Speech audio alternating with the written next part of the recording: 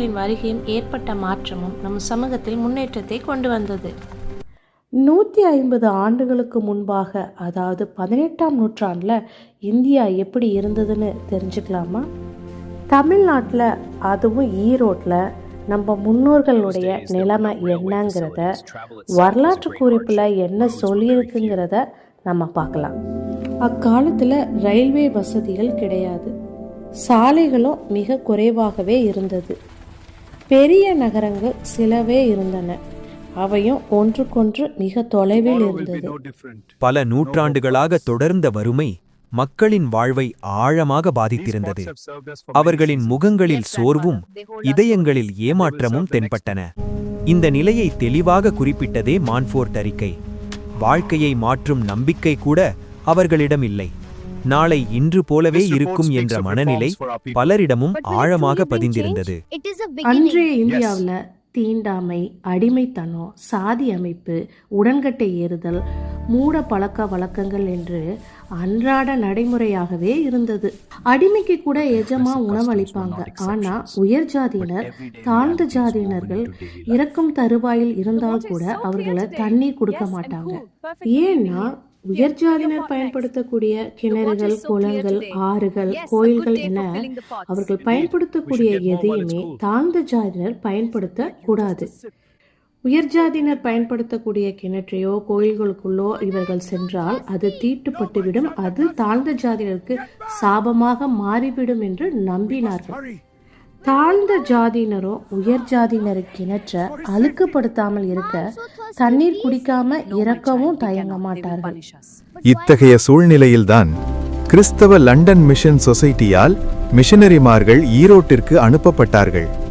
அவர்கள் மக்களிடம் சுவிசேஷத்தையும் நம்பிக்கையும் முன்னேற்றமும் தரும் அதன் நற்செய்தியையும் எடுத்துச் சொல்லினார்கள். அக்காலத்தில் ஈரோடு சுமார் 5000 மக்கள் தொகையை கொண்ட ஒரு சிறிய கிராமமாக இருந்தது.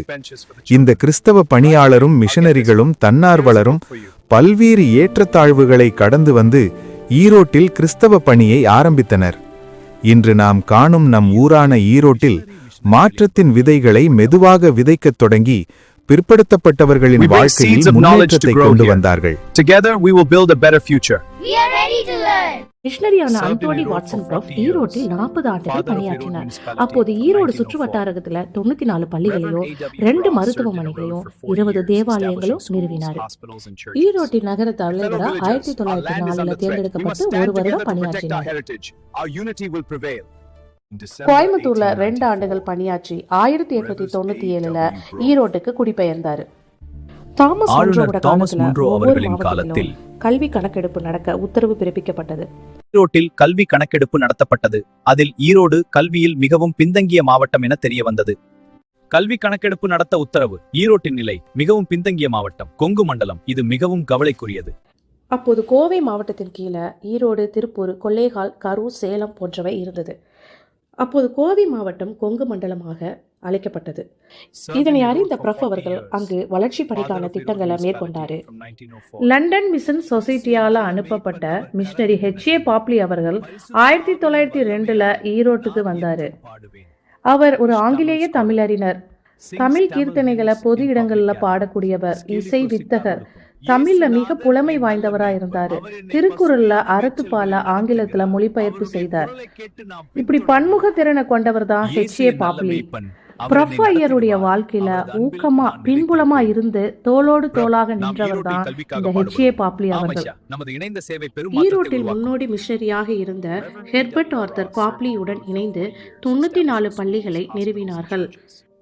தாழ்த்தப்பட்ட மற்றும் ஒடுக்கப்பட்ட சமூகத்தை சேர்ந்த மாணவர்கள் நன்றாக கல்வி கற்று முன்னேறுவதை காண்பது மிகுந்த ஆனந்தமாக இருந்தது. அவர்கள் சிறப்பாக படித்து வளர்ந்தாலும் பெரும்பாலும் அவர்களை ஜாதியின் பெயர்களை கொண்டே அழைத்தனர். எனவே அவர்களின் பெயருடன் இணைக்கப்பட்டிருந்த தாழ்ந்த ஜாதியை சுட்டிக்காட்டும் அனைத்து அடையாளங்களையும் நீக்குவதற்காக தேவையான அனைத்து முயற்சிகளும் மேற்கொள்ளப்பட்டன. மிகுந்த அர்ப்பணிப்புடன் திறமையா வேலை செய்பவர் தான் மிஸ் J.W. இங்கிலீஷ். தமிழ்ல சரளமாகவும் துல்லியத்துடனும் பேசுவாங்க. ஈரோட்டில் உள்ள பெண்கள் பள்ளிகள் அனைத்தையும் இவர்கள் மேற்பார்வையில இருந்தது. அது மட்டும் இல்லாம கிராமங்கள்ல பெண்கள் மத்தியில நடக்கும் ஊழியத்தையும் இவங்க கவனித்து வந்தாங்க. 20ஆம் நூற்றாண்டின் தொடக்கத்துல ஈரோட்டுல மிகப்பெரிய கொள்ளை நோய் ஆட்கொண்டது. பிளேக், மலேரியா, காலரா, அம்மையின்னு பல்வேறு நோய்கள் மக்களை வாட்டி வதைத்தது. ஆங்காங்கே பொதுமக்கள் நோயின் பிடியில சிக்கி தவித்தாங்க. ஆயிரக்கணக்கானோர் கொத்து கொத்தா உயிரிழந்தாங்க. மக்களுக்கு தகுந்த மருந்தும் கிடைக்கல, போதிய விழிப்புணர்வும் இல்ல. அப்போது இருந்த நாட்டு வைத்திய முறைகளும் அத்தனை பேருக்கும் சிகிச்சை அளிக்கவும் முடியல. அக்காலத்தில் இருந்த சமூக மரபுகள் காரணமா பெண்கள் ஆண்களிடம் வந்து சிகிச்சை பெறதற்கும் தயங்கினாங்க. துன்பப்படுற மக்களினுடைய நிலைமையை கண்டு மனம் வருந்தினார் பிரப். அது 1909ஆம் ஆண்டா இருந்தது. அப்போது வேலூர்ல டாக்டர் மைக்கேல் சீரிஸ் அம்மையார் மருத்துவ சேவை செய்து வந்தாங்க. அவரை தொடர்பு கொண்ட பிரப் உடனடியா ஈரோட்டுக்கு அழைத்து வந்தாரு. அவர் தங்கி இருந்த பங்களா முன்பு பெரிய கொட்டகை அமைத்து பொதுமக்களுக்கு இலவசமா மருத்துவ சேவை செய்தாரு. இந்த சேவை 3 ஆண்டுகள் தொடர்ந்தது. இந்த நிலையில டாக்டர் மைக்கேல் சீரிஸ்க்கு திருமணம் நடந்தது. அவர் பணியை விட்டு செல்ல வேண்டியதாயிற்று. ஆனால் மக்களுக்கு மருத்துவ சேவையின் தேவை அதிகமா இருந்தது. 1911 டாக்டர் ரீஸ் அம்மையார் சீனாவுக்கு பணிமாற்றம் செய்யப்பட்டார். இந்த மருத்துவ பணியை தொடர்ந்து செய்வதற்கு இங்கிலாந்திலிருந்து வந்து வேலூர்ல டாக்டர் ஐடா ஸ்காடர் அம்மையாருடன் பணியாற்றிய டாக்டர் மிஸ் ஹில்டா போலார்ட் அம்மையார 1917 அழைத்து வந்தார். இவர்களுக்கு உதவியா ஒரு தாதியும் கம்பவுண்டரும் இருந்தாங்க. அப்போது அருகில் உள்ள பனங்காடு என்ற பகுதியை பிரபு விலைக்கு வாங்கி அங்க ஆஸ்பத்திரி கட்ட 28/10/1912 அன்று கோவை மாவட்ட கலெக்டர் ஹெமிங்வே அடிக்கல் நாட்டினார். கட்டடம் கட்டுற பணி வேகமா நடந்தது. கட்டுமான பணிகள் ஒருபுறம் நடைபெற்றுக் கொண்டிருந்தாலும் மறுபுறம் டாக்டர் அன்பும் கருணையும் கொண்டு மக்களுக்கு சிகிச்சை அளித்தார். இதனால் பொதுமக்கள் அவரை அன்புடன் போலாடம்மா என்று அழைத்தனர். பகல் நேரம் மட்டுமின்றி இரவு நேரத்திலும் பலரும் சிகிச்சைக்கு வந்தாங்க. அந்த நேரம் ஆசுபத்திரிக்கு மின்சாரம் கிடைக்கல. எனவே அரிக்கேன் விளக்கு, பெட்ரமாஸ் விளக்குகளில் ஒளியில சிகிச்சை அளிக்கப்பட்டது. இங்கிலாந்தில் உள்ள லீட்ஸ் நகரை சேர்ந்த காலம் சென்ற திரு ராபர்ட் அரதிங்டன் பண உதவியால் 1921ஆம் ஆண்டு கடவுளின் மகிமைக்காக இந்த மருத்துவமனை கட்டப்பட்டது. அந்த காலகட்டத்தில் ஈரோடு சுற்று வட்டாரங்களில் அதிகமான முஸ்லிம்கள் வசித்து வந்தார்கள். ஆசுபத்திரி தொடங்கப்பட்ட காலத்துல பெரும்பாலும் முஸ்லிம் பெண்களுக்கு சிகிச்சை அளிக்கிறதுல முக்கியத்துவம் அளிக்கப்பட்டது. காரணம், முஸ்லிம் பெண்கள் மருத்துவத்திற்கு கூட வெளியே செல்லும் வழக்கம் இல்லாம இருந்தது. எனவே அவர்களுக்கு தனி இடவசதி செய்யப்பட்டு சிகிச்சை அளிக்கப்பட்டது. அதன் பின்பு நிறைய முஸ்லிம் பெண்கள் ஆசுபத்திரியை நோக்கி வர ஆரம்பித்தார்கள். அவர்கள் முகத்தை மூடும் கோசா துணியை அணிந்து வந்ததால இந்த ஆசுபத்திரி கோசா ஆசுபத்திரி என அழைக்கப்பட்டது. இன்று சிஎஸ்ஐ ஆசுபத்திரி என்ற பெயர் மாற்றம் செய்யப்பட்டாலும் கோசா ஆசுபத்திரியின் பெயரே நிலைத்து நிற்கிறது. அந்நாட்களில் கிறிஸ்தவர்களுக்கு கடன் கொடுக்க பொதுத்துறை, தனியார் மற்றும் அன்றைய கழக வங்கிகள் மறுத்தது. எனவே YMCA அமைப்பின் உதவியுடன் மெட்ராஸ் கிறிஸ்தவ கூட்டுறவு வங்கி 1916 உருவாக்கப்பட்டது. அதன் உறுப்பினர்களில் ஒருவராக திரு H.A. பாப்லி பணியாற்றியுள்ளார். பண உதவிகளையும் தாண்டி மற்றும் பல உதவிகளை செய்தாங்க. அதாவது கந்து வட்டிக்காரர்களின் பிடியிலிருந்து மக்கள் விடுவிக்கப்பட்டாங்க. வட்டியாக மட்டுமே செல்லக்கூடிய 100கணக்கான ரூபாய்கள் மிச்சப்படுத்தப்பட்டது. அது மட்டுமல்லாம தங்களுடைய பணங்களை வங்கியில செலுத்தும் போது 4 முதல் 5% வரை வட்டி கிடைப்பதை வங்கி உறுதி செய்தது. கிராம பள்ளிகள்லயும் பயிலக்கூடிய மாணவர்களுக்கு தங்கள் பள்ளிக்கு அருகாமையில் உள்ள கிராமங்களை சுத்தம் செய்வது பற்றி பயிற்சி அளித்தார்கள். ஒன்று சேர்ந்த குப்பைகளை அகற்றி கால்வாய் தோண்டி கழிப்பறை அமைத்து சாலைகளை சீரமைச்சாங்க. இதனால கிராமங்கள்ல வசிக்கிறதுக்கு ஏற்ற இடமா மாற்ற கற்றுக்கொண்டார்கள். மாணவர்களின் வாழ்க்கையில ஒரு நல்ல தாக்கத்தையும் ஏற்படுத்தியது. பாடங்களை மட்டும் கத்துக் கொடுக்காம அவர்கள் செய்ய வேண்டிய சமூக பணிகளையும் கத்துக் கொடுத்தாங்க. லண்டன் மிஷன் கிராமங்கள்ல ஒரு புதிய தலைமுறை இளைஞர்களை உருவாக்க முயன்றது. கிராம இளைஞர்கள் எவ்வாறு சுகாதாரமாக வாழ வேண்டும் என்று தாங்கள் கற்றுக்கொண்டதை இந்த கிராம மக்களுக்கும் பகிர தொடங்கினார்கள். மிஸ் பால்ஷா பயிற்சி அளிக்கப்பட்ட மாணவர்களை கொண்டு சுவிசேஷ குழுக்களை தொடங்கினாங்க. அவர்கள் அங்குள்ள கிறிஸ்தவ மக்களுக்கு பிரசங்கமும் ஆராதனைகளும் நடத்தி வந்தாங்க. இந்த சுவிசேஷ குழு மாணவர்கள் ஒவ்வொரு ஞாயிற்றுக்கிழமையும் சூரம்பட்டி என்ற கிராமத்துக்கு சென்று வந்தனர். அந்த கிராமம் மிகவும் அசுத்தமாகவும் சுத்தம் செய்யப்படாமலும் இருப்பதை கவனித்தாங்க.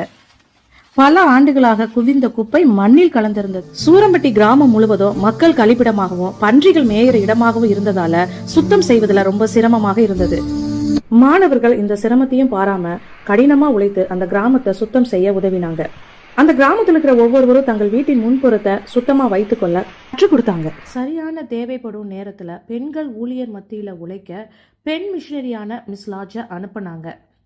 அவர் மூலமாக வேதாகம பெண்கள் ஊழியம் சிறப்பா நடந்தது. இதுல உற்சாகப்படுத்தக்கூடிய காரியம் என்னன்னா, கிராமங்களில் இருக்கக்கூடிய பெண்கள் அவங்க வீட்டில் நடக்கக்கூடிய சுப காரியங்களுக்கோ இல்ல அவங்க குடும்பத்துல யாராவது நோய்வாய்ப்பட்டிருந்தாலோ அவர்களை அழைத்து தங்கள் வீட்டிற்கு வந்து ஜெபிக்குமாறு கேட்டுக்கொண்டாங்க.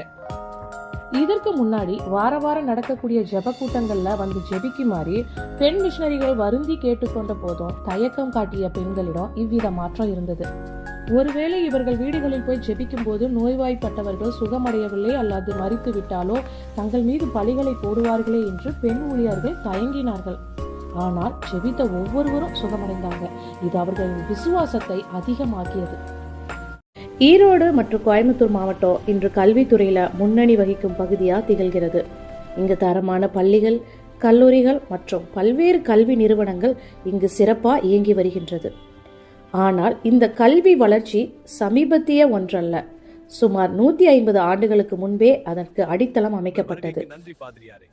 அந்த காலத்துல லண்டன் மிஷனரி சொசைட்டி அமைப்பின் மூலம் லண்டன் மிஷனரிகள் ஈரோடு மற்றும் அதன் சுற்றுப்புற பகுதிகளில் கல்வி வளர்ச்சிக்கு முக்கிய பங்களிப்பு செய்தனர். அவர்கள் பொதுவாக கல்வியை மட்டும் இல்லாம தொழில்துறை மற்றும் செய்முறை பயிற்சிகளையும் அறிமுகப்படுத்தினார்கள்.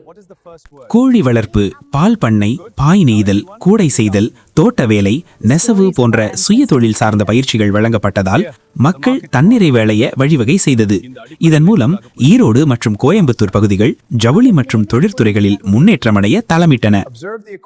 மேலும் ஆசிரியர் பயிற்சி பள்ளிகள், தொழிற்கல்வி பயிற்சி நிலையங்கள், செவிலியர் பயிற்சி பள்ளிகள் போன்றவற்றை தொடங்கி வேலைவாய்ப்பை அதிகரித்தனர்.